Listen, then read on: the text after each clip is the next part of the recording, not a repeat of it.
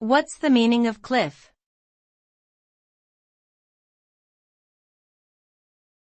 Cliff.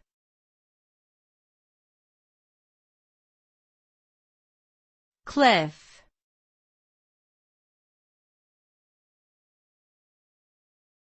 Cliff.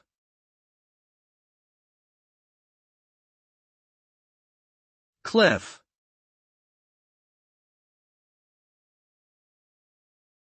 A cliff is a steep rock face or slope that vertically or nearly vertically rises from a body of water, plain or valley.